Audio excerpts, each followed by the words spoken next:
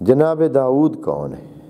یہ تو اتنے تک تو ہمیں پتہ ہے۔ اب اس کے بعد جو خدا کریم نے جناب داؤد کے ساتھ برتاؤ کیا ہے، یہ ہماری اس داستان کا آخری یا مرکزی اور یعنی جو اس کا بلندی کا زینہ ہے، آخری زینہ ہے، وہ یہی کہ اس بندے خدا کو جو کہ ایک عام انسان تھا، ہو سکتا ہے اتنا کوئی بہت ابھی عمر ہی نہیں گزری تھی کہ ہم اس کے عمل کو دیکھ سکیں یا اس کی زندگی کے کہ بھائی اس کتنا متقی تھا، کتنا دیندار تھا، کتنا کیسے تھا۔ اصلاً ایسا نہیں تھا، بالکل ایک سادہ انسان، اور ابھی عمر بھی ابتدائی۔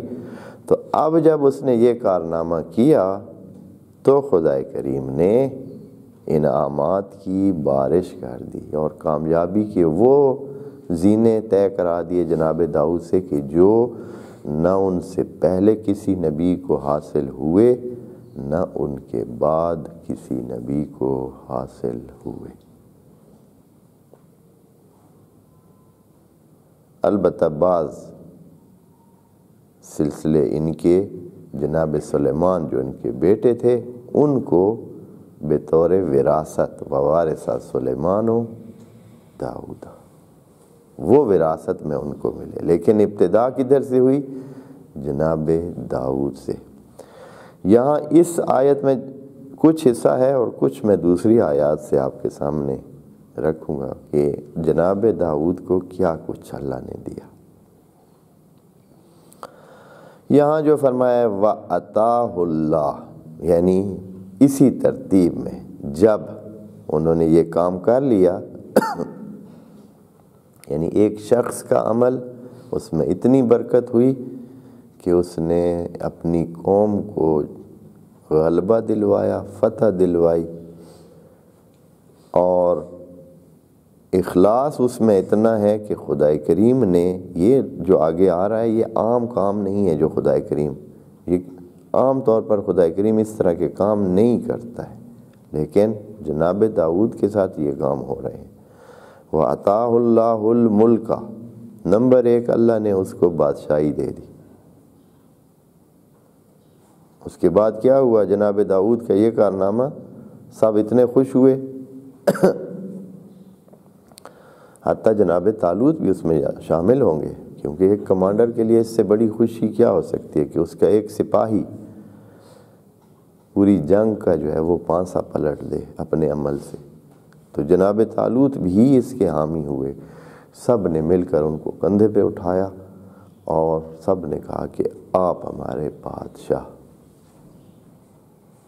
پیچھے سے طے شدہ عمل تو خدا کی طرف سے تھا، تو خدا کریم فرمایا وَأَتَاهُ اللَّهُ الْمُلْكَ، اللہ نے ان کو بادشاہی دی۔ سب نے مان لیا کہ آج کے بعد، آج سے آپ ہمارے بادشاہ، یعنی ہیرو بن گئے نا۔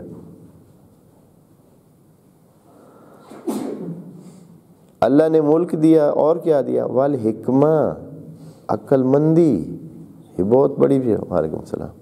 یہ نہیں کہ اب ملک مل گئے، بادشاہی مل گئے، تو عام طور پر بادشاہ پرانے زمانے میں جو ہوتے تھے ان میں سے سمجھدار بھی ہوتے تھے کچھ، بہت ہی عقل مند بھی کچھ ہوتے تھے، لیکن ویسے چونکہ بادشاہی کسی میرٹ کی بنیاد پر نہیں ہوتی تھی بلکہ وراثت کی بنیاد پر بادشاہیاں چلتی تھیں، تو کبھی کبھی ایسے بادشاہ بھی آ جاتے تھے کہ بس جس کی وجہ سے ہمارے پنجابی زبان میں ایک جملہ محاورے کے طور پر بولا جاتا ہے کہ اگر آپ ایسے کر رہے ہیں تو اس طرح یہ بادشاہی کر رہے ہیں آپ، مطلب ہے کہ جھلی مار رہے ہیں، ہاں آپ بے وقوفی کر رہے ہیں۔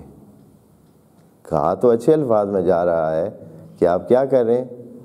آپ بادشاہی کر رہے ہیں، ہاں یعنی شہنشاہانہ حکم دے رہے ہیں، سوچ سمجھ تو بالکل رہے ہی نہیں ہے، ہاں نہ سوچ ہے نہ سمجھ ہے، بس حکم دے رہے ہیں، آپ بات کر رہے ہیں، بادشاہی کر دے پہ ہو۔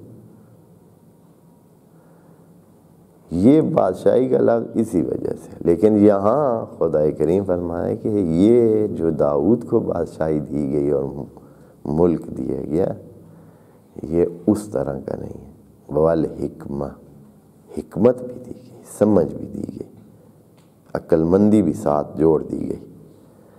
وَعَلَّمَهُ مِمَّا یشاء، اور اللہ نے ان کو وہ علم دیا جو انہوں نے چاہا۔ اللہ اکبر، یہ بڑی چیز ہے، اصلاً یہ کسی کو بھی اس طرح کی خدا کریم نے اتنی کھل نہیں دی۔ وَعَلَّمَهُ مِمَّا یشاء، سارا تو دیا ہی نہیں ہے نا، خدا کریم کے الفاظ بھی دیکھیں۔ وَعَلَّمَهُ، اور تعلیم دی، علم دے دیا جناب داؤد کو، مما کچھ اس میں سے، یشاء، جو انہوں نے چاہا۔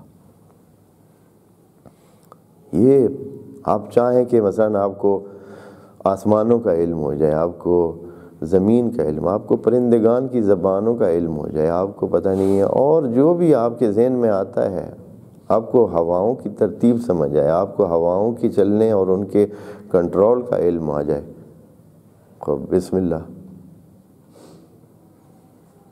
آپ چاہیں کہ پہاڑ کیسے بولیں گے، بسم اللہ، انتقنا اللہ الذی انطق کل شیء، وہ ہر چیز کو نطق دے سکتا ہے، پہاڑ بھی اس کے ساتھ، جناب داؤد کے ساتھ، ابھی میں پڑھتا ہوں آیات، پہاڑوں کو حکم تھا کہ جناب داؤد کے ساتھ آپ بھی آواز میں آواز ملائیں، وہ حمد خدا کر رہے ہیں تو آپ بھی کیا کریں، حمد خدا کریں۔